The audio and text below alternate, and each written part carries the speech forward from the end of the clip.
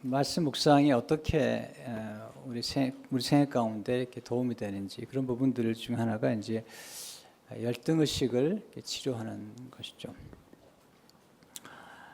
자존감이라는 게 굉장히 중요하거든요. 어떤 분은 그 자존감은 굉장히 낮고 이 자존심이 너무 강해요. 자존심. 그래서 저분 너무 자존심이 강해 이렇게 표현을 쓰잖아요. 자존감이 높다는 거하고 저 사람 너무 자존심이 강해 이건 이제 좀 다른 디멘션의 이야기라고 할 수 있죠. 자존감은 이제 자기 자신을 귀하게 여기는 감정이죠. 자기 자신을 귀히 여기는 그런 마음, 자존감이죠. 셀프-이스팀이라고 그러죠. 자기 존중, 또 자기 진정한 자기 사랑, 내가 굉장히 가치 있는 존재야. 이런 이제 그런 데서부터 이제 자존감이라는 게 있는 거죠. 자존심이라는 건 이게 꺾이지 않으려고 하는 의지예요. 그래서 항상 뭔가를 비교해가지고 생각하고 또 비교해서 질투하거나 경쟁을 삼거나 이런 부분들이 많이 나타나죠. 그런 면에서 이제 건전한 자존감을 갖는 게 필요한데 이게 생각보다 쉽지 않아요. 왜냐하면 그 자존감은 주로 아주 어릴 적에 많이 형성이 돼요. 아주 어릴 적에 부모로부터 형성이 되기 때문에 이 자존감을 나중에 예수 그리스도를 만난 다음에 굉장히 회복이 되고 그리고 치유가 되죠. 오늘도 그렇게 해서 보였는데요. 만약 그렇지 않을 경우는 굉장히 어려운 것들이라고 볼 수 있죠. 저분은 참 자존감이 낮은 분이야. 여러분 스스로가 생각할 때 여러분 자존감이 높다고 생각하세요? 낮다고 생각하세요? 이 자존감은 다른 사람과의 관계에 굉장히 많은 영향을 끼치게 되고요. 스스로가 어떻게 생각하는 것과 많이 관련되어 있죠. 자존감이 낮은 분들의 특징을 몇 가지 설명해 드리면 지나치게 누군가를 의존하는 사람들, 또 가치관 염세적인 분들, 자존감이 아주 낮은 분들의 특징이죠. 자기 자신을 좋아하지 않아요. 자기 자신에 대한 좋은 감정이 없어요. 이건 자존감이 낮은 거죠. 그러니까 자기를 내가 스스로가 좋아하는 감정이 있어야 되거든요. 그런데 그런 감정이 없는 분들이 계세요. 그래서 자기 멸시, 자기 학대 또는 자학, 자기를 학대하고 자기를 멸시하고 자기를 경멸하죠. 자기를 존귀 여기지 않아요. 이게 왜 문제가 되냐면요. 자기를 존귀 여기지 않는 사람이 어떻게 다른 사람을 존귀 여길 수가 있어요? 자존감이 확 떨어진다는 건 뭐냐면 이 스스로가 스스로에 대한 존중심을 갖지 않기 때문에 다른 사람에 대해서도 존중하는 게 없어요. 말도 함부로 하죠. 그리고 이제 다른 사람을 좀 이렇게 괴롭히는 사람들이 있어요. 또 낯선 상황을 두려워하거나 그래서 열등의식이 깊어요. 또는 어떤 분들은요, 이 자존감이 낮은 분들 가운데 특징은 열등의식이 있든지 아니면 굉장한 스스로 우월감을 가지고 있어요. 나 대단한 사람이야라고 자기를 이렇게 껍질로 딱 덮어가지고 그렇게 우월감을 가지려고 하는 그런 성향이 있는 거죠. 주로 이렇게 자존감이 낮은 분들의 특징은 친밀한 관계를 맺지 못해요. 굉장히 스스로 고립되어 있고 그 다음에 아주 고집불통이에요. 말을 안 들어요. 또 다른 사람을 심하게 비난하거나 또는 비난을 받으면 견디지 못해요. 누가 비난하거나 그러면은 자존감이 높은 사람들은 비난할 수 있지 뭐. 근데 어떤 분들은 견디지 못해요. 또 자기의 잘못을 절대로 인정하지 않아요. 자기는 절대로 문제가 없다는 거예요. 이런 분들이 계세요. 굉장히 또 완벽한 사람들. 또 평소에 감정을 잘 드러내지 않다가 이렇게 한 번 감정을 터뜨리면 아주 폭발적이 되는 사람이에요. 평소에 얘기를 안 하고 있다가 갑자기 폭발하고 그다음에 공격적이 되고 그런 경우도 이제 자존감이 아주 낮은 상태라고 볼 수 있겠죠. 그리고 뭔가 끊임없이 집착하고 뭐 이렇게 하나를 하면 굉장히 집착하고 교회에서도 보면 어떤 뭔가 소유나 어떤 직분이나 어떤 것도 너무 집착을 하는 거예요. 이게 좋은 게 아니거든요. 이게 그래서 끊임없이 확인받으려고 하는 것도 자기가 어떤 존재인가를 이것도 자존감이 낮은 거죠. 자존감이 높은 사람들은 스스로가 자존감이 높기 때문에 이렇게 확인받으려고 하지 않아요. 그리고 늘 방어적이죠. 건들면 터뜨리고 그런 건 아니면 아예 말도 안 해버리는 거예요. 소통이 불가능한 경우, 감정의 기복이 너무 심한 분도 있어요. 이게 더 자존감이 다 남는 거죠. 즐거워할 줄 몰라요. 즐거운 때도 늘 죄책감을 느껴요. 이렇게 그런 것들, 실수와 실패에 대한 두려움들, 이렇게 건강한 게 아니죠. 이게 이제 자존감이 낮은 상태인데, 이건 이제 자존감을 우리가 스스로가 이렇게 예수 그리스도 안에서 높이지 않으면 이런 열등의식이나 또는 교만이나 우월감이나 이런 데 많이 빠지기 때문에 굉장히 위험하고. 근데 이제 문제는 이런 부분을 이제 인정하지 않으려고 하는 문제인 거죠. 이제 그런 부분들을 좀 진단해보고, 내게 이런 부분이 있구나 하는 사실을 인정하면 좋은데, 잘 그렇게 하지 않죠. 이제 우유부단하고, 그리고 굉장히 스스로가 만드는 규칙을 정해놓고 막 규칙을 따지고 막 그래요. 이렇게 뭐 이게 원칙이나 원리는 중요하지만 어떤 규칙을 만들어 놓고 뭐 꼭 이렇게 강요하고, 또 아이들에게도 뭐 11시 들어와, 또는 뭐 하루에 성경 20장씩 읽어, 이렇게 하고 그런 게 이제 아이들을 영적으로 학대하는 거예요. 사실은요. 그게 이제 굉장히 신앙적으로 아주 뭐 잘 키우는 것 같지만 본인은 안 하면서 막 애들에게 욱박 지르고 막 그런 거잖아요. 본인은 20장씩 안 적으면서 아이들에게 20장씩 적으라고 그러고 뭐 이게 다 건강하지 않은 상태라고 볼 수 있겠죠. 또 어떤 경우는 지나치게 간섭하고, 정말 잔소리가 많은 거죠. 이것도 다 본인이 간섭을 해야 돼. 이렇게 맡기지를 못해요.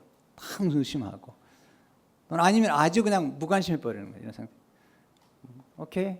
그것도 저 건강한 상태가 아닌 거죠. 그러니까 자존감이 떨어지게 되면 그런 문제가 생기는 거죠. 자기를 증명하려 끊임없이 노력합니다. 지나치게 뭐 그런 거죠. 자존감이 높은 사람들은 좀 어떠냐면 혼자 잘 지내요. 네. 그리고 관계도 잘 가져요. 자기를 굉장히 존귀하기 때문에 다른 사람들을 아주 존귀하기죠. 그리고 굉장히 유연해요. 그리고 다각적인 사고를 할 줄 알아요. 그리고 이게 뭔가 하나 문제가 생겨도 문제를 해결하는 그 접근성이 굉장히 다양해요. 어떤 분은요, 한 가지만 계속 고집하는 거예요. 그거 아니면 안 되는 거예요. 그러니까 자존감이 떨어지는 거예요. 그러니까 생각이 플렉서블하지 않아요. 도전적인 게 있고요. 의사소통을 잘하죠. 그러니까 완벽주의는 아니지만은 본인이 하는 일에 대해서 성심을 다해서 하는 사람들. 또 과감하게 아닌 건 내려놓을 줄도 알고, 이런 분들이 필요하죠. 또 자신의 문제를 인식할 뿐만 아니라 잘 받아들여요. 장점도 잘 받아들이고 단점도 받아들이고 단점도 인정해요. 나 이런 게 부족하다, 그렇게 이런 부분들.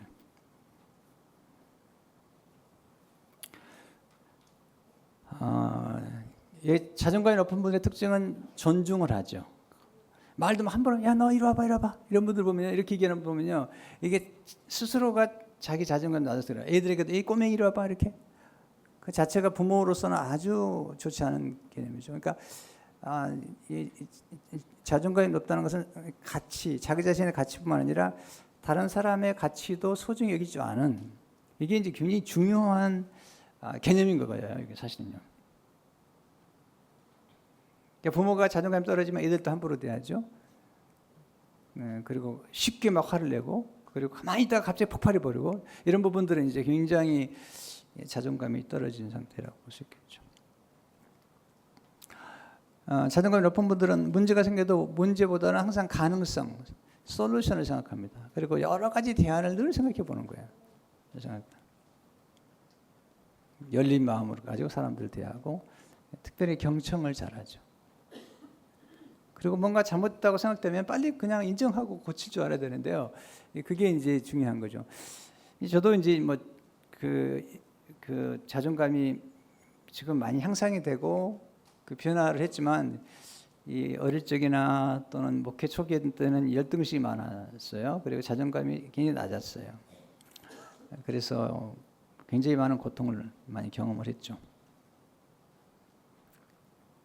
지금도 이제 계속 자존감을 빌드업 가는 것 같아요. 그러나 보면 이제 그 어릴 적에 저 같은 경우 어릴 적에 어머니 사랑을 아주 듬뿍 받고 자랐던 것 같아요. 누군가에게 우리가 성장하는 과정 누군가에게 아주 무조건적인 신뢰, 무조건적인 사랑을 받아본 경험이 있으면 참 좋은 것 같아요. 그런 면에서 이제 할머니 할아버지들을 잘 만나게 되면 그런 경험을 할 수 있죠. 무조건적인 사랑, 전폭적인 지지, 전폭적인 신뢰 이런 것들을 받아본 경험이 있으면은 굉장히 본인에게 도움이 되는 것을 알 수가 있죠. 하나님은 말씀을 통해서 우리의 열등의식을 치유해 주시고 우리에게 필요한 이제 올바른 자존감들을 세우는데 우리를 도와주시는 것들을 많이 보게 되는. 오늘 제가 나눈 내용들은요, 뭐 제가 다 경험했던 내용들이고요. 그리고 또 지금도 성도 한 분 한 분들을 이렇게 잘 세워드리는 그런 일을 제가 하고 있는 거예요. 또 어떤 부분들은 이제 이런 일을 통해서 이제 이런 거구나. 특별히 부모님들이 이런 부분 정확한 이해가 있어야지 아이들을 잘 양육할 수가 있거든요. 그래야지 이제 부모의 역할이 굉장히 중요하다는 생각이 들죠. 그러니까 사실 우리는요, 우리 태어날 때 예수 그리스도를 믿고 또 우리가 태어날 때부터 아주 존귀한 존재예요. 우리가 물론 죄성을 가지고 태어난 건 분명하지만 그러나 우리 예수 그리스도의 원초적인, 그러니까 죄를 짓기 전에 원초적인 인간의 모습은 하나님 형상이죠. God's image. 그래서 원초적인 하나님의 이미지가 중요하다니까요. 목사님 이미지가 좋으네요. 교회 이미지가 좋아요. 이미지가 좋다는 걸 나쁘게 생각하면 안 돼요. God's image, 하나님의 형상을 따라 이미지가 좋아졌는데 그게 죄로 말미암아서 인간이 타락하게 됐죠. 거기서 그때부터 이제 남을 탓하고 또 부부끼리도 경쟁하고 형제끼리도 경쟁하고 시기하고 질투하고 형제끼리 사람을 죽이고 이제 이런 결과를 가져왔잖아요. 그러니까 원초적인 근본적인 하나님의 God's image를 이제 예수 그리스도를 통해서 회복시키는 이게 이제 십자가의 구원의 역사거든요. 이 역사를 하나님이 우리 가운데 이루어 주시는 거죠. 근데 예수를 믿고 나도 이제 십자가에서 원초적인 가치를 우리가 경험했는데 문제는 그 경험하고 나서 본인이 얼마나 가치 있는 존재인가를 깨닫기에는 시간이 걸리는 거예요. 깨닫기는요. 네. 왜냐면 우리가 이제 예수 믿고 나면 막 이제 하나의 본어긴 크리스천이 되잖아요. 그런데 그 단계에서 점점점 하나님 알아가고 하나님이 이야 대단하다. 이것을 알기까지는 시간이 걸리는 거죠. 거기서 이제 이 지식이 굉장히 중요하고 하나님 우리를 계속 평생 동안 우리를 만들어가는 거죠. 우리 이제 제가 이제 우리 손녀가 이제 셋이지만 이제 첫 번째 손녀, 둘째 손녀를 키우는데 얘네들이 저를 너무 몰라주는 거예요. 할아버지 하기를 우습게 하는 거예요. 네. 근데 요즘은 조금 아는 것 같아요. 우리 할아버지가 목사라는 것을 아는 것 같기도 하고. 근데 뭐 여전히 이제 저랑 같이 있지 않고 이제 할머니가 다 도와주니까 이제 할머니를 뭐 최고로 생각하고 그래요. 그래서 약간 속이 상해요.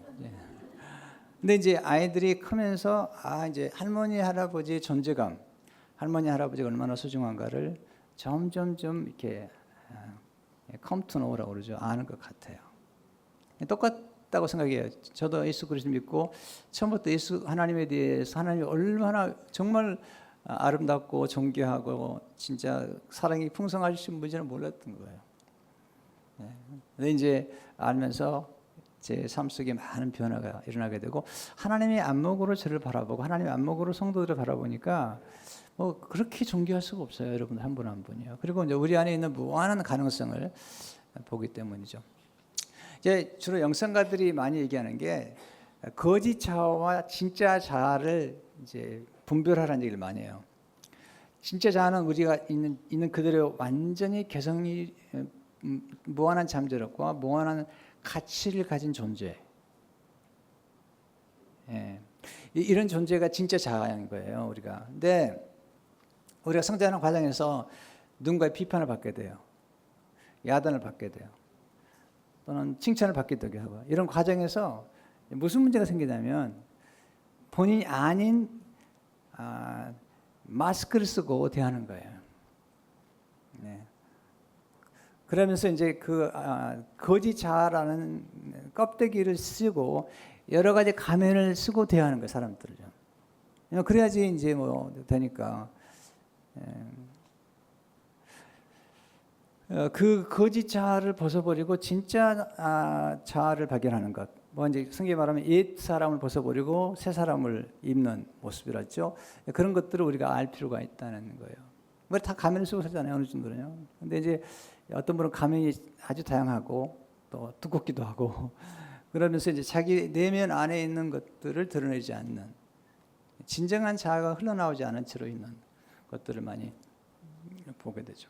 자존감이 높아야지 뭐 실수를 해도 인정하고 실패도 인정하고 그러는데 그렇지 않은 경우는 뭐 완전 인정하지 않아요. 뭐 자기는 완벽하다는 거예요.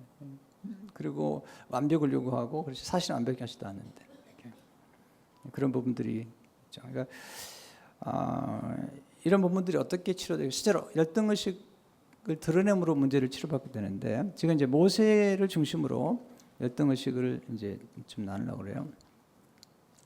모세가 처음에는 이제 애굽 바로 왕의 공주로 크면서 굉장히 자신감도 많았고 또 자존감도 높았는데 40년 동안 이제 동족에게 이제 버림을 받고 광야에 있는 동안에 그 열등의식이 아주 바닥을 치는 것을 보게 되죠. 문제를 치료하려면 문제를 좀 알아야 됩니다. 열등의식이라는 문제를 치료하려면 우리가 좀 아는 게 필요하죠. 뭐가 문제인가? 첫째로 모세는 자기 상실의 문제다라는 거죠. 내가 누군지 모르겠다는 거예요. 정체성 혼돈. 그리고 3장 11절을 보게 되면 모세가 하나님께 아뢰되 내가 누구이기에 바로에게 가며 이스라엘 자손을 애굽에서 인도하느니까. 이거 굉장히 중요한 질문이에요. 내가 누굽니까? Who am I? 자기가 누군지를 아는 것. 이건 여러 가지 포함해요. 자기가 누군지를 안다는 것은 내가 얼마나 가치 있는 존재인가를 알 뿐만 아니라 자기의 재능과 은사와 기질과 성향과 스타일과 이런 여러 가지 것들을 아는 게 필요한데 그런 면에서 자기를 알아가는 게 필요해요. 근데 지금 40년 동안 광야에 있는 동안에 이렇게 무너져 버린 거예요. 그래서 내가 누구기에 내가 바로에게 가며 자기 확신에 차있던 그가 40년 동안에 무너져 내려서 이제 자기 확신. 두 번째 자기 불신의 문제죠. 네. 14절을 보게 되면 모세가 대답하여 이르되 그러나 그들이 나를 믿지 아니하며 내 말을 듣지 아니하고 이르기를 여호와께서 내게 나타나지 아니하셨다리이다. 자기 불신이죠. 나를 믿지 않을 겁니다. 이게 굉장히 중요한 표현이 뭐냐면 사람들이 나를 믿지 않을 거란 말은 나도 나를 못 믿겠다는 거예요. 자기 신뢰가 없는 거죠. 셀프 트러스트가 없는 거죠. 그러니까 누가 나를 믿겠습니까? 그런 질문을 하고 있는 거죠. 40년 전에는 자기 신념과 자기 확신과 또 자기 야망에 가득 차 있었는데 40년 동안 이제 깨지고 말았던 거죠. 그래서 오히려 이제 자기 불신이 있게 되면 사람들을 만날 때마다 피해의식을 갖게 됩니다. 그래서 누군가를 만나면 이 사람이 나를 도와줄 거라는 생각보다도 이 사람이 나를 어떻게 괴롭힐까라는 그런 선입관을 가지고 오기 때문에 관계가 좋을 수가 없는 거예요.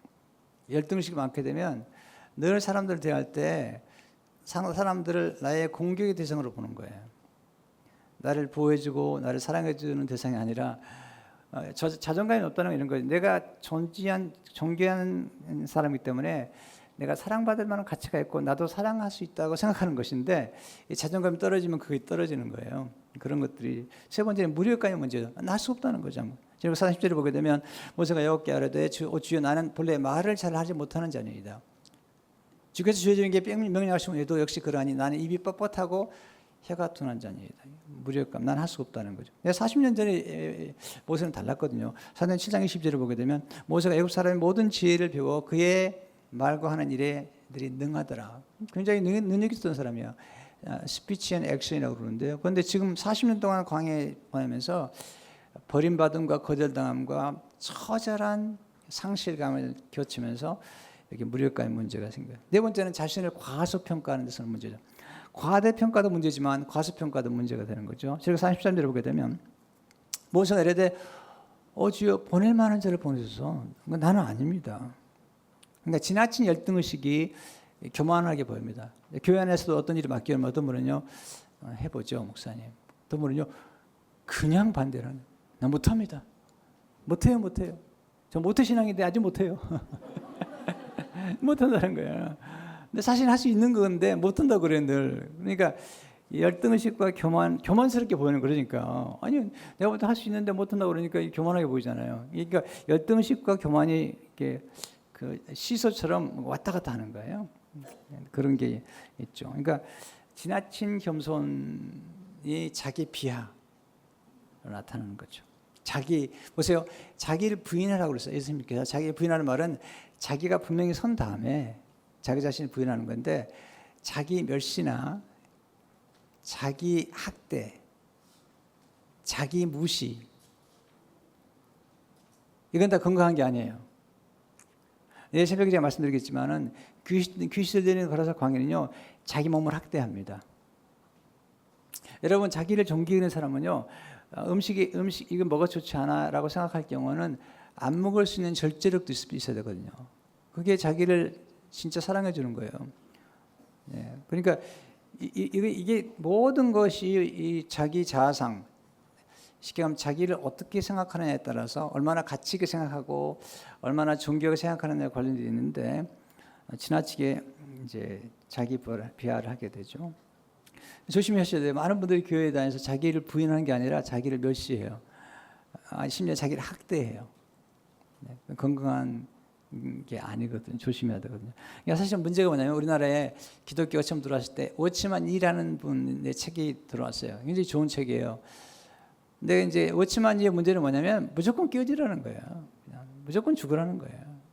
무조건 깨어지라는 거예요.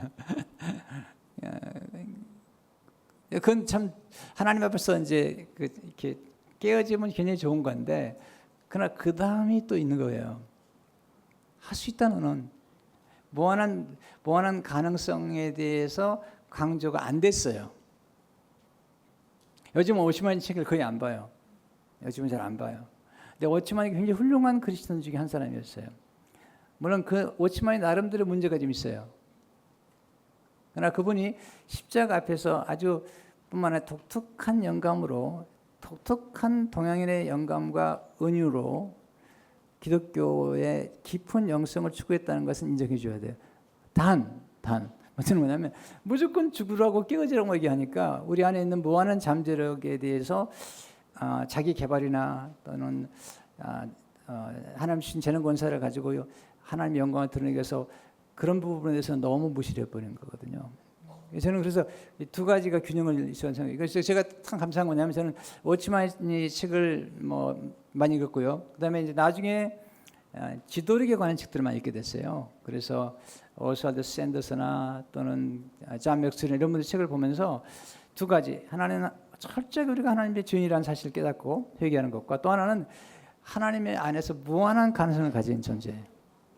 무한한 가능성을 가진 존재다. 그래서 하늘의 별처럼 바닷가 모래처럼 그리고 지경을 확장할 수 있고 그리고 영역을 땅끝까지 이룰 수 있는 그리고 모든 족속을 제자 삼을 수 있는 거기까지 확장할 수 있는 그런 이제 또 하나의 무한한 잠재력을 본 거죠. 제 스스로가 경험했어요. 제가 굉장히 열등의식이 많았던 사람이에요. 열등의식에 관한 저가 진짜 전문가예요. 진짜 열등의식이 많았던 사람이에요. 소심하고 열등의식이 많고 자신감도 없고 그런데 이제 예수 그리스도 안에서 점점 하나님 안에서 내 자신을 발견하고 그리고 뒤에 설명하겠지만 예수 그리스도 안에서 제 자신이 완전히 개조가 되기 시작했어요. 거기서 이제 변화가 일어나는 거거든요. 두 번째, 열등의식의 원인을 깨달을 때 치료가 시작됐죠. 저는 머리가 좋고 예민한 사람들일수록 열등의식을 갖게 됩니다. 여러분 열등의식 가졌다는 것은 굉장히 좋은 거예요. 머리가 좋다는 거예요.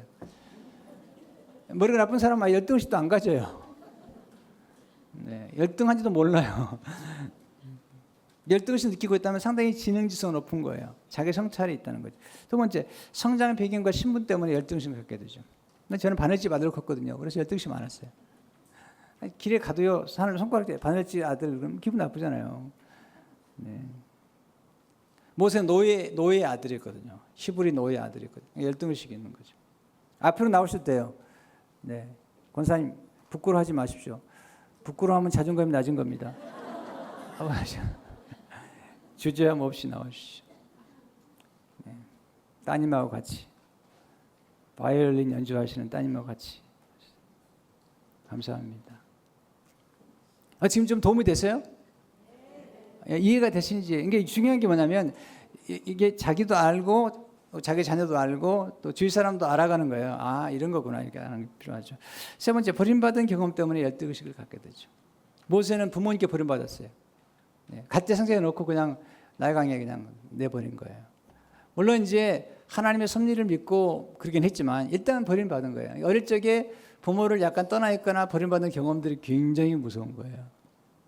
나중에는 이제 자기 민족을 구원하기 위해서 이렇게 동족 싸우는 걸 막다가 처음에는 이제 애국 사람 쳐 죽이죠. 그러다가 동족이 싸우는 것을 막다가 얘기하죠. 너는 어제 사람 죽이지 않냐. 그래서 도망가죠. 결국은 자기 동족이를 버림받은 경험들. 우리 인생 가운데 버림받은 경험들이 우리 열등의식을 갖게 하는데 사실은 뭐 친구로부터 왕따당하고 이런 경험들이 누구에나 있는 거거든요. 근데 그걸 이제 치유하고 극복해야 된다는 거죠. 그러니까 일단은 이런 거구나 하는 것을 아는 게 필요해요. 네 번째, 과거의 상처 때문에 열등을 가겠죠. 상처는 인간관계에서 오는 거예요. 아주 가장 가까운 사람들에게 거절당한 상처, 무시당한 상처, 가난 때문에 받은 상처, 외모 때문에 받은 상처들. 저는 이렇게 요즘은 저보고 가끔 뭐 잘생겼다는 이런 황당한 얘기를 하는 분이 계신데요. 제가 여러 번 얘기했지만 저는 어릴 적에 그 7살 입학을 했어요. 보통 6살. 그러니까 아주 키가 조그맣게 입학해가지고요. 항상 작았어요. 항상 작고 그다음에 집이 가난해가지고 바늘집 아들에다가 그리고 목소리는 작고 그리고 코는 납작코였어요. 이게 엄청난 상처예요, 진짜로요. 제가 연애를 못 해봤어요. 왜냐하면 여자가 따라야지 연애를 하죠. 그런 얘기 했잖아요.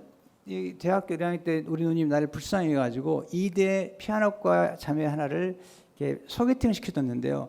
이제 만났는데 그리고 아무 말도 하지 않았다. 그래서 끝나버려요. 그래서 저는 2대생이 2대 얘기만 들어도요. 지금도 이가 갈려요. 이렇게 상처. 미안합니다. 오늘 2대생들 여기 계시네요. 권사님 어디 계셔요? 이렇게. 네. 네. 근데 딱 대학 3학년 때 제안을 만났지 않았겠습니까? 네. 더 이상 얘기할 수 없습니다. 그런데도 제가 또 상처를 받았어요. 이제 군대를 가야 되는데 제가 프로포즈를 했거든요. 우리 군대를 가야 되는데 빨리 결혼하면 좋겠다 그랬더니 제 손을 꼭 잡으면서 진민 씨 우리 친구예요. 여러분은 그게 무슨 말인지 모르지만 친구하자는 게 무슨 말인지 모르죠. 저는 제일 싫었던 얘기가 납작코라는 말 너무 싫어했어요. 진짜 치료가 안 됐어요. 근데 제가 진짜 기억이 나요. 40세가 되었던 어느 날 제가 치유를 경험했어요. 그리고 교인들에게 설교를 했는데 열등의식을 치료하시는 하나님에 대한 은혜를 설교하면서 처음으로 얘기를 했어요. 여러분, 제 코는 납작코입니다. 왜냐하면요, 치유가 되기 전에는 납작코란 말만 누가 옆에서 얘기만 해도 그냥 근데 그날 제가 납작코란 말을 내 스스로가 표현하면서 치유를 경험했어요. 나가는 길에 교인들이 내 코를 자세히 보면서 하시는 말씀이 목사님, 우린 다 알고 있어요. 굳이 얘기할 필요 없다는 거야. 다 알고 있는데. 그러니까 이제 그러나 이제 그 다음부터는 제 외모에 대해서는 더 이상 신경을 안 쓰게 됐어요. 그게 이제 어디서 전환점이 왔냐면 하나님이 나를 만들었는데 내 모습을 내가 싫어하면 하나님의 솜씨를 내가 의심하는 게 되겠더라고요. 그래서 있는 모습 그대로를 제가 사랑하게 되었고 그렇게 받으니까 더 자신감. 왜냐면요, 제가 그때 치유가 되기 전까지는요. 그러니까 그때가 한 40 된 것 같아요. 그때까지만 해도 제가 아주 진지할 뿐만 아니라 제가 유머도 안 했습니다. 유머하면요 웃어야 되잖아요. 웃으면 코가 납작해지는 거예요. 그러니까 웃으면 안 되는 거예요, 저는요. 그러니까 하여튼 제가 89년도에 교회를 개척했는데 어떤 집사님이 저 찾아왔어요. 1년쯤 됐나 찾아와가지고 목사님 너무 설교를 못한다는 거예요. 아니 설교를 못하면 그냥 못한다고 생각만 해도 이것도 말로 할 필요는 없잖아요. 그 얘기 안 해도 내가 알고 있는데 그러니까 안 모이는 사람도 안 모이니까 근데 설교 못한 거 내가 알겠는데 뭐 하여튼 40명 뭐 30명밖에 안 모이니까 근데 나한테 그러는 거예요. 목사님은 설교 못한다고. 왜 그러시는 그랬더니 설교를 잘하는 사람들은 두 가지가 있어야 된대요. 하나는 눈물을 흘리게 만들어야 된다는 거야. 한 두 번 정도는. 나는 한 두 번 정도는 웃겨야 되는데 목사님은 울지도 못하고 웃기도 못한다는 거야. 그리고 교회를 떠났어요. 나중에. 하여튼 이민자들은요 떠날 때 꼭 그렇게 한 방씩 하고 떠나는 거예요. 그래서 제가 그 말을 듣고 너무 상처를 받았어요. 그래가지고 한국에 나가가지고 유머에 관한 책을 11권을 사왔어요. 무슨 별곡 이건 너무 근데요 유머 책들이요 좀 야해요. 그걸 설교에 쓸 수가 없는 거예요. 네. 지금 제가 잘 웃기죠? 제가 많이 치유를 받아서 그래요. 네, 못 웃겼어요. 근데 그때 치유가 된 다음부터 제가 웃는데 자유로워졌어요. 코가 납작해도 좋다. 그때부터 야 이게 열등시라는 게 무서운 거예요. 이게 열등의식을 가지면요, 이 뭔가를 해도 잘 안 돼요. 네. 근데 자신감을 가지면 점점 잘하게 돼요. 제가 뒤에 설명하겠지만요, 예수 그리스도 안에서 우리는 굉장히 존귀한 존재가 됐어요. 그런데 보세요, 현실적으로 뭐가 해도 안 되잖아요. 그러면 현실적으로는 열등감을 느끼는 거예요. 이 두 가지의 균형을 이뤄야 되는 거예요. 그러니까 이게 그 십자가 앞에서 내가 분명히 존귀한 존재가 된 건 맞는데 현실적으로는 뭐가 안 되면은 이게 열등의식을 갖게 되는 거예요. 이렇게 두 가지가 같이 겸비가 되는 것이 필요하다는 걸 알았어 나중에는요. 다섯 번째, 가장 가까운 사람들의 잘못된 영향력 때문에 열등의식을 갖게 되죠. 부모님들이 가끔 자녀들에게 너무 말을 함부로 하잖아요. 그리고 막 욕하고 때리고 막 언어 폭력에다가 학대에다가 너는 왜 태어났냐? 너만 안 태어났으면 내가 이렇게 고생을 안 할 텐데 너 이 빌어먹을 놈아. 너는 왜 형보다 공부를 못하냐? 너는 왜 딸로 태어나가지고 이 고생을 하게 만드냐? 이렇게 힘든 얘기 많죠. 공부 못한 자식 어디다 쓰냐? 너는 공부도 못한 게 밥은 그렇게 잘 먹냐? 이게 황당한 얘기를 하는 거예요, 진짜. 네. 야, 그런 분들이 한둘이 아닙니다. 그러니까 거기서 이제 엄청난 상처를 받는 거죠. 우리 어렸을 적에는요, 그 학비하고 뭐 장학비강을 내야 돼요. 안 내면 이렇게 써놓고 해요. 그리고 이게 안 내면 이렇게 선생님이 이걸 뭐죠, 이게 출석부 가지고 때려요, 이렇게 이주호 씨가. 너는 돈도 안 가져냐? 빨리 가서 가져와라. 갔다 그냥 오면요, 또 그냥 왔냐 때리고 이렇게. 이야, 좀 대단한 거예요, 진짜. 지금 그랬다가는 그냥 큰일 날 거야, 아마. 그래서 잘못된 영향력이 가까운 사람들에게서는 한마디 던질만 이게 굉장히 큰 상처를 주는 거죠. 여섯 번째, 실패에 대한 경험 때문에 열등의식을 갖게 되죠. 모세는 실패를 맛보았잖아요. 뭐 누구나 실패하지만 그 실패에 대한 경험을 잘 소화하지 못하게 되면 열등의식을 갖게 되죠. 일곱 번째, 꿈과 현실의 차이가 클수록 열등의식을 갖게 돼요. 꿈과 현실의 차이가. 모세 민족 구원의 비전을 가졌지만 현실은 너무 어렵거든요. 제가 그런 경험을 했어요. 처음에 이제 로고스교회를 개척하고 저는 89년이니까 32살에 개척을 했는데 저는 막 그 신학교 다닐 적에요. 이렇게 성경 이렇게 끼고 혼자 설교 연습을 많이 했어요. 그리고 늘 제 생각 속에는 이렇게 기도했어요. 하나님, 내가 교회만 개척하면 사람들이 구름대와 같이 몰려올 거라고 막 그런 믿음을 가지고 막 설교를 했어요. 진짜로 연습을 하고 그랬는데, 이야, 89년에 교회를 개척했는데 구름대는커녕, 네, 야, 파리떼도 안 오더라고요. 이제. 여러분, 뭐가 잘 될 때는요, 바퀴벌레도 바글바글 하는데 안 되니까 바퀴벌레도 없어. 이야, 힘들어요. 그러니까 꿈은 큰데 현실은 너무 바닥을 치는 거예요. 거기서 굉장한 열등식과 함께 디프레션, 그다음에 우울증 빠져들어가는 거죠. 여러분, 단절된 환경 때문에 열등식, 강황에서 40년 동안 인간은 환경 영향을 받을 수밖에 없잖아요. 네. 세례 요한이 감옥에 있으니까 이렇게 의심이 생기거든요. 우리 그걸 무시할 수가 없어요. 환경이라는. 아버지, 가지고 있는 재능 권사를 사용할 기회가 주어지지 않을 때 열등식 갖게 되죠. 나는 실력이 있는데 기회가 안 주어지는 거예요. 한국에 20만 명이나 되는 PhD 받은 사람도 있다고 그러잖아요. 놀고 있대요. 이게 굉장히 힘든 거예요. 그래서 우리가 재능 권사를 사용하고 표현할 때 굉장한 희열을 느끼는 것인데, 그 재능 권사를 사용할 수 있는 기회가 주지 않을 때, 교회에서도요 사역의 장이 많아야 됩니다. 그래서 셀 목장에서 여러분 각자의 재능 권사를 활용해 하셔야 되고요. 그다음에 교회 안에 여러 가지 부서가 있잖아요. 거기서 여러분들이 뭔가를 컨트리뷰션 해야 돼요. 컨트리뷰션 하셔야 돼요. 네. 이게요 굉장한 희열을 주는 거예요. 저희 교회에 이제 건축을 도운 분이 한 분 계신데, 이분이요 일을 굉장히 잘해요. 네. 에이전트인데요, 너무 일 잘하는 거예요. 이분은 일을 하면서 굉장히 성취감을 느껴요. 남편이 엄청 부자인데요, 이분은 일 안 해도 돼요. 진짜로 진짜 부자예요. 근데 일을 너무 재밌게 해요. 우리 인간은 하나님 주시는 재능 권사를 우리가 사용해야 되는데, 교회도 마찬가지잖아요. 교회는 4가지가 꼭 필요해요. 써놓으세요. 양육. 여러분 양육을 받아야 돼요. 교회 왔으면 양육. 어떤 교회에 가면 양육도 안 해줘요. 어린애들에게 먹여주는 거죠. 두 번째는 훈련을 받아야 돼요. 훈련 없는 군사나 훈련 없는, 죄송합니다, 닥터나 훈련이 잘 안 되지 않은 목회자들은 큰일 납니다. 예. 아주 위험한 겁니다. 훈련이 필요하거든요. 어떤 환자가 누웠는데 어떤 인턴이 와가지고 도와주러 온 거예요. 너무너무 괴로워하는. 근데 인턴이 와서 도와주는 너무너무 괴로워하는 거예요. 왜 그러십니까? 그랬더니 선생님이 제 지금 산소 연결된 호흡기 그 호수를 밟았어요.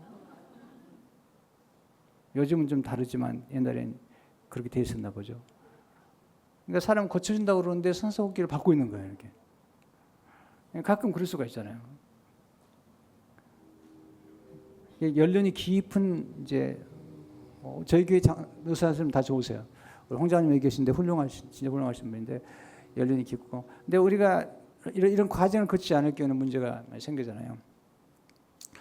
그래서 교회는 훈련 프로그램이 필요하죠. 우리 교회는 지금 아카데미, 비전 스쿨, 이렇게 여러분들을 양육해주고, 그러니까 새가족반은요 훈련이라보다는 양육이에요. 예, 5주 하나요? 요즘 4주 하나요? 네, 4주 하죠. 5주. 네, 그러니까 오면 그냥 다 먹여주는 거예요. 먹여주고 해드리고, 이것은 그냥 양육이죠. 그러나 이제 아카데미에 들어가면 점점점 훈련이 주어지고, 그다음에 비전 스쿨 가면 이제 그때는 굉장한 훈련을 좀 더 받게 되죠. 그러니까 훈련을 받아야 돼요. 저도 목회자지만 설교자가 만들어지는데 이 EM 바운드는 20년이 걸린다는 거예요. 좀 많은 것 같아요. 네. 물론 젊은 목회자도 설교를 잘하지만 청명하게 영감도 있고, 그렇지만 시간이 걸리는 거거든요. 세 번째는 뭐냐면요, 양육과 훈련과 세 번째는 은사 개발이에요. 여러분들이 가진 은사를 개발할 수 있도록 여러 가지 시도해 보셔야 돼요. 교회에서 여러 가지를 시도해 보셔야 돼요. 한 가지만 하면 돼요. 여러 가지. 그래서 어떤 은사가 있는지를 아는 게 필요하죠. 네 번째는 사역을 해야 돼요. 봉사. 그러니까 은사를 개발한 다음에 일할 수 있는 기회를 많이 주는 교회가 좋은 교회인 거예요. 어떤 교회는 양육도 안 해주니까 양육해 주는 교회로 가요. 양육 받았는데 훈련을 받고 싶은 거예요. 이제 더 탁월하게. 훈련을 통해서만 탁월해지는 거예요. 훈련 받지 않으면 탁월해지지 않아요. 성도들도요. 훈련된 교인이 많아야지 저력이 있는 거예요. 우리 교인들은 진짜 훈련이 잘 돼 있어요. 그래서 이번에 비전 센터를 입주하고 불과 8일 만에 이게 보세요. 대단한 겁니다. 제가 봐도 놀래요. 이게 뭐냐면 저력이라는 거예요. 우리 장로님들, 집사님들, 권사님들 이제 저력이 있는 거죠. 근데 거기서 하면 안 돼요. 은사 개발은 뭐냐면 자기를 표현하는 거예요. 우리 안에 있는 재능 권세를 완전히 표현할 수 있는, 여러 가지 시도해 봐야지 여러분이 재능 권세가 뭔지를 알 수 있어요. 아이들이요, 자기가 잘하는 것, 또 재밌는 걸 하면요, 너무 신나해요. 그러니까 우리는 그 나름대로의 재능 권사를 따라서 움직이는 필요해요. 그런데 재능 권사도 여러 가지가 있어요. 보통 한 사람이 태어나면 250가지 은사가 있다고 그래요. 재능이 있다고, 재능이요. 그러니까 그런 게 이제, 저는 재능이 뭘까, 은사가 뭘까, 여러 가지 있어요. 저는 처음에 글 쓰는 은사가 있는 걸 몰랐어요. 저는 이제 설교나 티칭이나 또는 리더십 은사가 있어요. 리더십 은사가 있다는 게 뭐냐면, 리더십은요, 이런 게, 리더십 은사가 있다는 것은 어떤 거 알 수 있냐면, 어떤 리더는 탁월한 리더는 뭐냐면, 어떤 위기나 문제가 생기면요, 위축되는 게 아니고요, 더 에너지가 나와요. 그리고 위기와 그런 어려운 상황들을 극복해내고 다양한 솔루션을 찾아내요. 그건 이제 제가 리더십 있다는 걸 알게 된 거죠. 그 글을 쓰는 것도 은사가 있고. 노래하는 게 제가 인사가 있을까 없을까요? 하여튼 의견이 분분하네요. 이러면 이건 없는 거예요. 이건 통일이 돼야 되는데 의견이 분분하고 있어요. 어느 사람이 있다 그러고 없다 그러고요. 네. 우리 오은철 목사님은 설교 은사가 있어요 없어요? 노래 은사가 있어요 없어요? 와, 이건 이거 보세요. 이게 통일이 되잖아요. 이게 누가 보면 아잖아요. 근데 이제 제일 괴로울 때, 오 목사님이 독청하겠다 할 때, 이건 정말 괴로운 거죠. 그러니까 우리가 이제 각자에게 주어진 은사를 찾아내서 그 은사를 해야 되는, 문제는 뭐냐면요, 어떤 분들은 재능 권세가 있는데 인간관계가 서툴러 가지고 기회가 주어지지 않아요. 여러분, 아무리 재능이 좋아도 성품이 따르지 않으면요, 기회가 주지 않아요. 관계가 주어지지 않으면요, 거의 죄송합니다, 직장에서 이렇게 레이업 당할 경우에 그 사람의 실력보다는 관계 때문에 직장에서 나가는 케이스가 75%예요. 네, 재능만 가지고 안 되는 거예요. 관계라는 기술이 굉장히 중요하고요. 관계 기술은 사랑의 기술인데 굉장히 중요합니다. 제가 그걸 진짜 많이 경험했어요. 왜냐하면 지금 캐나다하고 미주에 있는 목회자 가운데 무임 목회자가 6,000명이에요. 무임 목회자 6,000명이라니까요. 공부 많이 한 분들 많아요. 그러니까 이게 정말 기회가 안 주어지면요, 어려운 거예요. 저는 여러분에게 감사합니다. 저한테 기회를 주셔서. 진짜예요. 너무 감사해요. 설교를 하고 싶은데 갈 데가 없다는 게 얼마나 힘들어요. 이거 하나님의 은혜라고 볼 수 있는 거예요. 근데 이게 그렇게 하기 위해서는 재능 권사뿐만 아니라 관계를 잘 움직이는 게 필요하거든요. 8번째, 비교할 때 열등식 갖게 되죠. 모세는 형과 비교했고, 그다음에 바알 왕과 비교했던 거예요. 여러분, 이제 생각을 훈련하지 않은 결과 때문에 열등식이 돼요. 생각 훈련해야 되는데 생각에서 의식이 오는 것인데요. 열등감이라는 게 있잖아요. 감정인데 이것도 의식에서 오는 거예요. 의식에서. 이걸 극복해야 되는데, 말씀 묵상하게 되면 우리의 의식과 생각의 변화를 가져요. 12번째, 사명을 따라 목표를 설정하고 그 목표를 달성해 본 경험이 없기 때문에 열등의식을 갖게 됩니다. 그래서 목표를 달성해 본 경험이 있어야 돼요. 여러분, 이번에 우리가 비전 센터를 완공가 들어오니까 좋아요, 안 좋아요? 엄청 좋죠. 춤을 막 추고 싶어요. 네. 근데 이제 이게 뭐냐면, 제가 로고스 교회를 개척하고 교회를 건축해 본 경험이 있어요. 그때. 그러니까 이런 경험들 때문에 이제 제가 그 열등의식을 극복이 된 거예요, 많이. 그러니까 잘 드세요. 우리 예수 그리스도를 믿음으로 십자가에서 우리는 누구나 다 존귀한 존재가 됐어요. 근데 현실적으로 뭔가 이루지 못할 때 자꾸 열등의식이 생기는 거예요. 그래서 이걸 극복할 수 있는 여러 가지 방안을 제가 이제 오늘 또 제시드리려고 그러죠. 세 번째, 하나님은 긍정적인 자아성을 갖도록 우리 의식을 개혁하신다는 거죠. 근데 열등의식이 많은 분들이요, 겉으로 볼 때는 절대로 그렇지 않은 점 보여요. 이게 뭐냐면 삼풍백화점 같은 거예요. 삼풍백화점은 너무 멋있었다고 그래요. 근데 문제는 뭐냐면 겉으로만 멋있었지 속으로 썩어 있었거든요. 무너져 내려버린 거거든요. 어떤 분들은 겉으로는 굉장히 아름다워요. 막 폼도 재고 그래요. 근데 속은 너무 여린 거죠. 어떻게 하면 좋겠는가? 실제로 하나님이 심어준 창조의식을 소유하지. 창조의식. 하나님 모세 이름 부르시죠. 제가 3절에 보면 여호와께서 그가 보려고 돌이켜오는 것을 보신즉 하나님 떡이나무 가운데서 그를 불러이르시되 모세야 모세야 하시매 가로되 내가 여기 있나이다. 하나님이 모세를 부르시는 거죠. 모세야 모세야. 그럼 사실 10절에 사명을 이제 내가 너를 바로에게 보내어 너에게 내 백성 이스라엘 자손 애굽에서 인도하여 내게 하리라. 내가 독특한 존재라는 걸 알아야 돼요.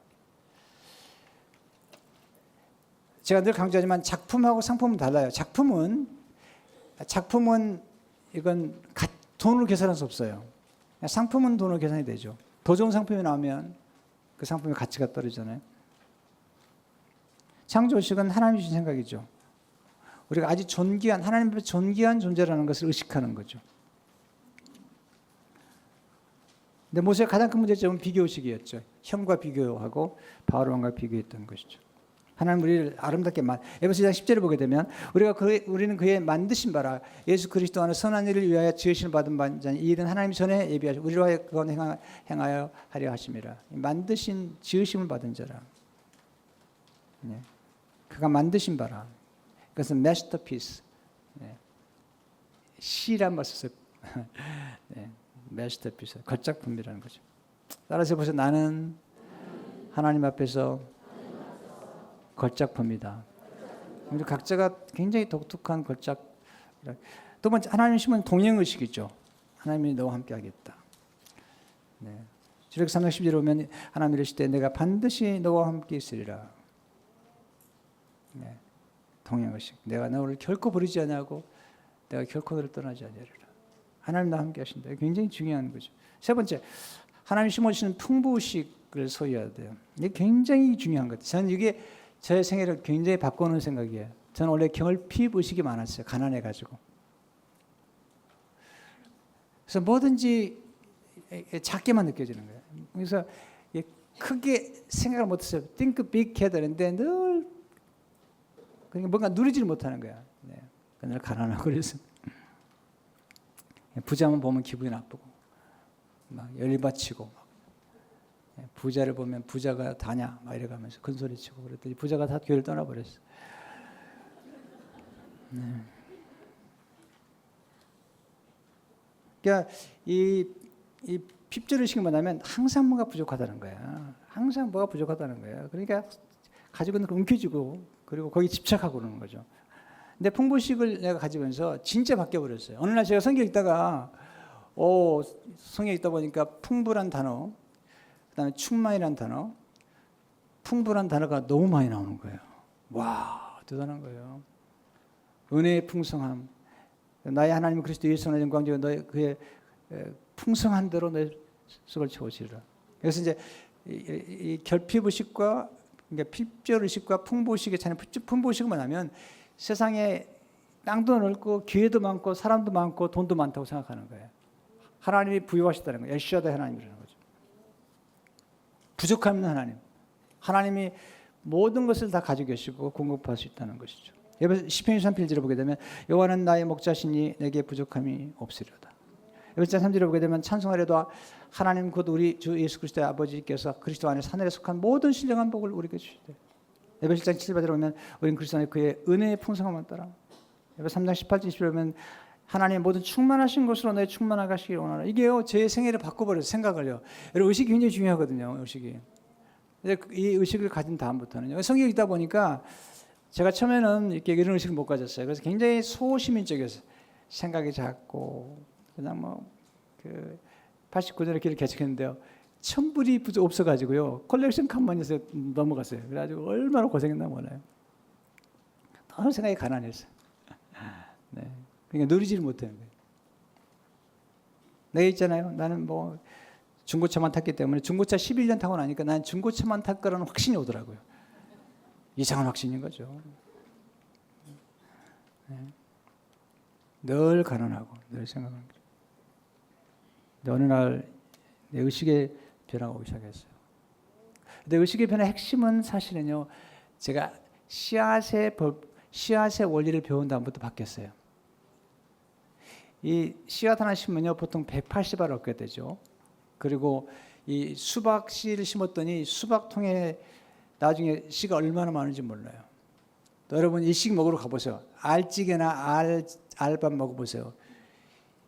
그 알 하나 속에는요, 보통 3,000개 정도의 그러니까 보통 생선 한 마리 안에는 보통 3,000개 알, 연어 속에는요. 그다음에 붕어 속에는 어항에서 키우면 3,000개, 밖에서 키우면 6,000개 정도의 알이 있다고 해요. 엄청난 거죠. 그러니까 하나님이 그렇게 부유하게 만들었다는 사실을 알게 된 거죠. 그러면서 이제 의식의 변화가 오기 시작했어요. 그 다음부터는요, 뭐 진짜 생각이 얼마나 무서운지 몰라요. 만약에 그런 의식이 없었다면 지금 이렇게 큰 땅에 건축하는 건 불가능한 거예요. 의식이 변화되면서 사람들이 모이기 시작하고 또 성령께서 도와주시고, 그래서 저는 생각해요. 뭐 난 돈은 많다고 생각해요. 그렇게 생각하면 안 돼요? 내 마음이라니까요. 내가 생각했다는데 말이 많아요.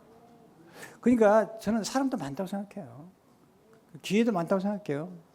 땅도 넓고 많다고 생각해요. 그러니까 이게 생각을 하나만 하는 게 아니고요, 항상 여러 가지 의식을 생각하기 때문에 놀라운 생각을 많이 해요. 오늘 또 뭐 한국에서 또 뭐 현금을 보내서 만불.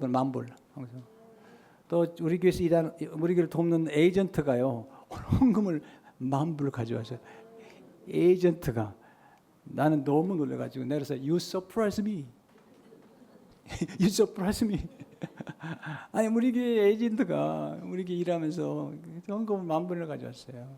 이야, 내가 너무 놀란 거예요. 아멘도 안 하실 것 같아요. 진짜 놀라운 일이에요. 진짜 놀라운 일이에요. 이것은 놀라운 일인 거예요, 진짜로. 이게 기적 같은 일인 거예요, 사실은.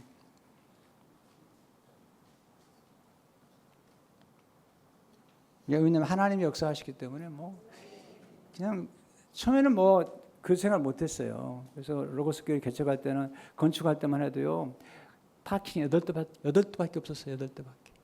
이야. 근데 하나님 그때도 건축하고 나니까요, 이게 진짜 놀라운 거예요. 뭔가 한번 이러고 나니까 자신감이 생기더라고. 그래가지고 막 큰 소리 빵빵 쳤어요. 내가 8대밖에 없는데 그냥 얼마든지 한다고 그래가지고, 새벽, 거기는 파스터들은요 6시가 돼야지 차를 파킹할 수 있어요, 외부 사람이요. 네, 기도회는 보통 5시 하잖아요. 제가 선언을 했습니다. 새벽도 나오기 때문에 티켓 떼면 교회에서 다 지불해 드립니다. 네, 그렇게 했어요. 진짜 그렇게 했어요. 근데 또 딱 그 시간에만 가끔 오는 친구가 있어요, 때로. 나중에 그러더라고. 미안하다. 나는 진짜 교회 이 티켓 때문에 재수 없는데 할 수 없다 나다. 한 번 부흥회를 했는데요, 10몇 장을 띄어서 다 가져왔어요. 이렇게 얘기했어요, 장로님들한테. 장로님들, 제 얘기 다 들으세요. 기도를 하는 게 나아요? 아니면 30,000불 티켓비를 지불하는 게 나아요? 기도를 하는 게 나아요? 물어봤어요. 여러분 물어보겠습니다.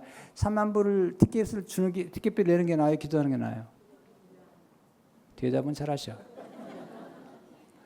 내가세요, 장로님들, 우리도 시티 오브 파사다나에 좋은 일 합시다. 티켓 다 떼라고 그럽시다. 그렇게 기도를 했어요, 진짜로. 네, 그렇게 기도를 했어요. 놀라워 교회가 봉하는 거예요. 지금은요, 우리 중고등학생들 금요일에 오려면 다 택시 태워주겠다, 우버 태워주겠다 선언했더니요, 그 학생이 부모님한테 얘기를 한 거예요. 이 교회 정말 좋은 교회라고. 지난주에는 이제 부모님과 같이 왔어요. 그 다음 말이 주일날도 우버비를 주는지. 주겠다는 거예요, 우리가. 지난 운영회 때 예산을 책정했어요. 상당한 예산을 책정했어요. 우리 권사님들, 그리고 차가 늦게 오면 그냥 무조건 택시대 보내드릴게요. 네. 진짜 보내드린다. 우리 권사님들은 그럴 만한 충분한 가치가 있는 분들이죠. 물론 이제 웬만하면 택시 안 타고 가세요. 또 그렇게 얘기했다고 그러면 안 되잖아요. 그러니까 하여튼 지혜롭게 하셔서 이제 되도록이면 버스를 타시고 혹시 버스를 놓치면 김찬희 장로님을 연락하면 바로 우리 묻지 않기로 했습니다. 제가 묻지만 우리 고등학생이 와가지고 우법이 100불 들었다고 하면 묻지 말라고. 의심하면 안 된다고. 무조건 주라고 그랬어요. 그 대신에 영수증을 받으라고 그랬어요. 우리 영수증 다 준비했어요. 그래가지고 받아야 그냥 넘겨줍니다. 여러분 돈 중요해요? 사람 중요해요? 사람 중요한 겁니다. 한 청년이요. 저기 UCLA 그쪽에서 연락이 왔어요. 어떻게 옵니까? 차도 없는데. 그래서 우리 박상현 목사님이요. 또 언제 그 얘기를 듣고 얘기했대요. 우버 타고 오면 돈 드립니다. 그랬더니요. 이번 주에 오겠다 그랬어요. 그리고 가능하면 UCLA에 청년이 있는지 보겠다 그랬어요. 보세요. 이게 왜 중요하냐면요. 이게 의식이 풍부의식인 거예요. 보세요. 예를 들어서 여러분 성경 암송 책자 나눠드려요. 내가 보통 보면요 이래요. 그 하나 만드는데 보면 일부 들을 거예요. 그러면 보통 교회는 이렇게 해요. 이거 잃어버리면 안 드립니다. 만약에 다음에 오면 돈 일부씩 내십시오. 그러잖아요. 근데 저는 그렇게 안 했습니다. 잃어버리면 또 드립니다. 아니 잃어버리면 또 드리면 되는 거지. 그걸 가지고 돈을 받아? 그러면 안 되지. 여러분 달력 부족합니까? 또 만들어 드릴게요. 걱정하지 마세요. 진짜로 걱정하지 마세요. 저는요 의식이 달라요. 생각이 달라요. 네. 어떤 분은 교회에 뭐 꽃을 이렇게 어떤 분 신방할 때 보내는데 뭐 너무 꽃을 낭비하냐고 그러는데 여러분 그런 얘기 하면 안 되는 거예요. 어떤 데는 꽃 하나 보냈더니요 10,000불 헌금 보냈어요. 아멘도 안 하시고 하여튼. 아니 우리가 그렇게 헌금하라고 꽃 보내는 거 아니에요. 우리가 어려운 분들 다 격려해드리고 그러잖아요. 그런데 굉장히 중요하거든요. 그러니까 우리가 좀 더 크게 봐야 돼요. 생각이 좀 커져야 돼요. 진짜 커져야 돼요. 네. 그래야지 교회가 이게 되는 거예요. 할렐루야. 네. 생각이 이게 지금 시간이 다 됐네요. 성가 연습한다는데 그러니까 9시는 안 느낄 거예요. 9시 다 보고 있어요. 네 번째 하나님 주시는 가능 의식을 가져야 돼요. 하나님이요 할 수 있다는 거예요. 마음을 새롭게 하는 거예요. 지금 사다 10절 보면 그가 너를 대신하여 백성이 말할 거야. 너는 그는 내 입을 대신할 것이요 너는 그에게 하나님같이 되리라. 와 하나님께 모세에게 너는 아론에게 하나님처럼 될 거라는 거예요. 바로에게 신처럼 될. 7장 1절에 보세요. 같이 읽어보겠습니다. 시작. 여호와께서 모세에게 이르시되 볼지어다 내가 너를 바로에게 신같이 되게 하신즉 내 형 아론은 내 대언자가 되리라. 빌립보서 3절에 13절에 보게 되면 같이 읽어보겠습니다. 시작. 내게 능력 주신 자 안에서 내가 모든 것을 하십니다. 다섯 번째 하나님이 주신 사명의식을 소유하세요. 예. 카리트가 말을 했죠. 인간 생애 최고의 날은 자기 인생의 사명을 자각하는 날이다. 하나님이 나를 이 목적을 쓰겠다고 작정한 그 목적을 깨닫는 것이다. 여러분 사명의식 가지면요 진짜 건강입니다. 데이비드 림스는 사명한 사람은 그걸 달성할 때까지는 죽지 않는다. 요한에서 말하는 사명을 안수해까지 나는 불멸이다. 제가 몸이 약하거든요. 사람들이 늘 물어봐요. 목사님 건강은 어떠세요? 근데 저는요 이게 오뚜기 같아요. 뭐라고 그러죠? 쓰러질 것 같은데 쓰러지지 않아요. 약간 이상하죠. 진짜 약하긴 해요. 진짜로 제가 약한데요. 진짜 놀라워요. 왜냐하면 사명 때문에. 저는 사명을 굉장히 투철해요. 그래서 내게 주어진 사명을 이루는 데는 굉장히 에너지를 가지고 있어요. 사도행 20장 24절 말씀 같이 읽어보겠습니다. 시작. 내가 달려갈 길과 주 예수께 받은 사명 곧 하나님 은혜의 복음을 증거하는 일을 마치려면 내 생명체 조금도 귀한 것으로 여겨지지 않는다. 네 번째, 긍정 자아상을 생성하기 위해서 구체적인 방법. 첫째로 긍정 자아상을 통하기 위해서 말씀을 매일 묵상하셔야 돼요. 왜냐하면 우리 의식 속에 형통의식이 필요해요. 요 3장 8절 말씀 같이 읽어보겠습니다. 이 율법책을 내 입에서 떠나지 말게 하며 주여 여기서 묵상하여 그 안에 기록된 대로 다 지켜라. 그러면 내 길이 평탄해질 것이며 내가 어떻게 해요? 형통의식이 필요한 거예요. 두 번째, 십자가 앞에 나가서 자신의 존재의 가치를 거듭 확인하시대요. 예수님이 우리 십자가 돌아가셨다니까. 우리가 그만큼 존귀한 예수님보다도 귀한 예수님이 우리를 희생할 만큼 우리는 가치가 있다는 거잖아요. 그래 보세요. 로마서 8절 말씀 같이 읽어보겠습니다. 시작. 우리가 아직 죄인 되었을 때 그리스도께서 우리를 위하여 죽으심으로 하나님께서 우리에게 대한 자기 사랑을 확증하시냐. 로마서 8장 32절 말씀 같이 읽어보고 시작. 자기 아들 아끼지 아니하시고 우리 모든 사람 위하여 내어주니가 어찌 그 아들과 함께 모든 것을 우리에게 주지 않겠느냐. 세 번째, 말씀을 통해서 하나님의 음성을 들으셔야 돼요. 마지막 30절 보게 되면 이는 내 사랑하는 아들이요 내 기뻐하는 자라 하십니다. 저는요 몇 가지 음성을 들었어요. 첫째는요 내 양심의 음성이에요. 양심이라는 게 참 때로는 우리를 괴롭힐 때가 있어요. 두 번째는 사탄의 음성을 듣는 거예요. 사탄은 비교합니다. 비교합니다. 네. 어떤 사람들의 음성 듣죠. 비난하는 음성들. 너까진 게 뭐 하겠냐. 이 교회 우리가 건축하는데요. 막 들러보니까 여러 사람 그러는 거예요. 야, 거기 오염된 땅이야. 그 CUP도 안 된대. 그 오염된 땅이 안 된대. 뭐 안 된대. 안 된대. 심지어는요. 내가 아파가지고 뭐 어떻게 됐다는 얘기도 나오더라고요. 하나님의 음성에 귀를 주셔야 돼요. 사람의 소리가 아니라. 네 번째, 날마다 하나님 은혜 안에 살아야죠. 하나님 은혜 안에서 넣으세요. 다섯 번째, 하나님의 도우심 안에서 자신을 개발하셔야 돼요. 뭔가 잘할 수 있도록 노력해야 돼요. 첫째로 자신 소유한 것부터 시작하셔야 돼요. 내가 가진 게 무엇이냐. 거기서 출발하셔야 돼요. 두 번째, 자신이 잘할 수 있는 것을 하십시오. 세 번째, 자신이 잘할 수 있는 것을 반복하는 가운데 탁월한 경지에 이르시는 게 필요해요. 네 번째, 자신이 알고 있는 것을 사용하십시오. 모세는 애굽에서의 공부와 광야의 경험을 사용했죠. 다섯 번째, 변화시킬 수 없는 것은 받아들이고 변화할 수 있는 것은 변화시키십시오. 여섯째, 자신에게 주신 재능 권세를 발견하고 개발하고 사용하십시오. 일곱 번째, 그리스도 안에 주어진 선택의 의지를 잘 사용하십시오. 선택하십니다. 아침마다 선택하는 거. 여덟 번째, 실패와 성공을 통해 배우십시오. 모든 것을 배움의 기회로 사용하십시오. 아홉 번째, 성취와 함께 지속적으로 자신을 개발하십시오. 열 번째, 타탄 습관을 끊고 자신을 개발하는 데 책임적인 존재로 살아가십시오. 여섯 번째, 사명을 따라 목표 지향적인 사는 게 필요하죠. 우리는요 계속해서 뻗어나가야 돼요. 표대를 향해 나가죠. 빌립보 3장 13, 14절을 보게 되면 형제들아 나는 아직 내가 잡은 일 여기지 않냐 오직 한 일 뒤에 있는 것은 잃어버리고 앞에 있는 것을 잡으려고 표대를 향하여 그리스도 안에서 하나님의 위에서 부르신 부름의 상을 위하여 달려가다. 표대를 향해서 계속 전혀 지금도 날마다 배워요. 지금도 배워요. 날마다 배워요. 날마다 책을 읽고요. 그리고 늘 목표를 가지고 살아가요. 한 1년에도 책을 몇 권씩 출판하는 목표를 세웠어요. 이번 1월 달에 책이 한 권 나와요. 네, 시작의 지혜라는 책인데 좀 관심을 좀 가져주시면 좋겠어요. 진짜로 여러분 너무 안심을 제가 좀 외로워요. 좀 관심을 네, 네, 계속 표대를 가지고 나가고 지금 저희도 이제 여기 들어보니까 너무 좋아가지고 본당도 짓고 싶어요. 네, 너무 좋은 것 같아요. 그래서 생각이 많아요. 할 것 같아요. 할렐루야. 네, 진짜 너무 재밌어요. 그래서 진짜 본당도 짓고 표대를 향하여 계속. 일곱 번째, 긍정적인 자아상을 갖도록 도와준 사람들과 교제하셔야 돼요. 여러분을 칭찬해주고 인정해주고 그 가능성을 믿어주는 사람들. 마크 트윈이 그런 말했죠. 당신의 꿈을 하찮은 것을 만드는 사람들을 가까이 하지 말라. 소인배들은 언제나 그렇게 한다. 그러나 진정으로 위대한 사람들은 당신 역시 위대해질 수 있음을 느끼게 한다. 하민주 목사님이 제가 글을 썼더니요. 저한테 그러는 거예요.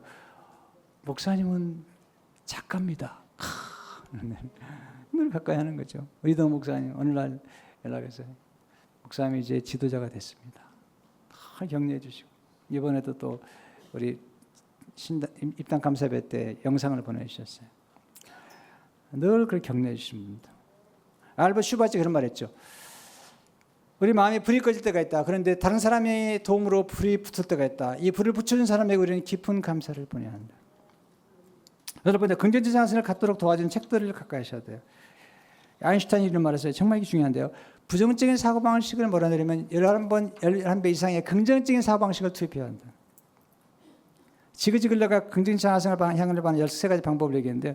굉장히 도움이 첫째, 당신의 축복을 헤아려 보라는 거예요. 둘째로 좋은 이미지를 만들어 나가는 거예요. 세 번째, 성공담에 대한 양서를 규칙을 그려요. 좋은 책을요. 네 번째, 훌륭한 교사, 목회자, 지도자들의 강의를 들으라는 거예요.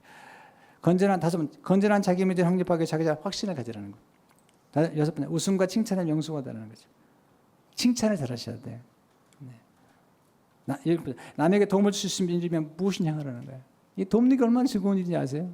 네. 여러분, 건전한 정신을 가진 탁월한 사람들과 교제하라는 거예요. 9번째, 자신의 장점을 메모지에 적어 항상 편리하게 이용할 수 있는 게 부착하라. 여러분, 당신의 과거의 성공 사례들에 대한 목록을 만들라. 여러분, 당신의 이미지에 부정적인 영향을 끼치는 잡지나 비디오를 피하라. 12번째, 실패 속에서 교훈을 배워라. 그래서 뚜렷한 목표를 가지고 가지는 사람입니다. 그럼 하나님이 심어주신 긍정적인 자아상을 가지고 살아가시기를 축원합니다. 제가 보니까요, 4가지 하나 적어놓으세요. 아래다. 제일 중요한 것 중에 하나가 소속감이에요. 내가 하나님께 속해 있다. 하나님 나를 구속하시다. 소속감 적어놓으세요. 소속감. 두 번째는 자부감이에요. 나는 가치가 있는 사람이야. 자부. 4번째는 자신감. 할 수 있다. 첫째가 뭐라고요? 하나님께 속해 있다. 두 번째가 뭐라고요?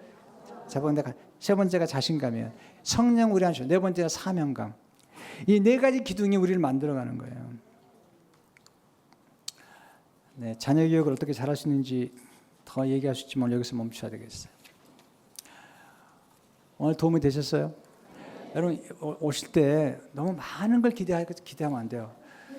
너무 많은 걸 기대하면 나갈 때 막 신경이 나요. 그런데 오늘 한 가지 말씀이라도 도움이 되면 좋겠다. 따라서 한 가지만 도움이 되면 좋겠다. 그러면요, 오늘 여러분들 수지 맞은 거예요.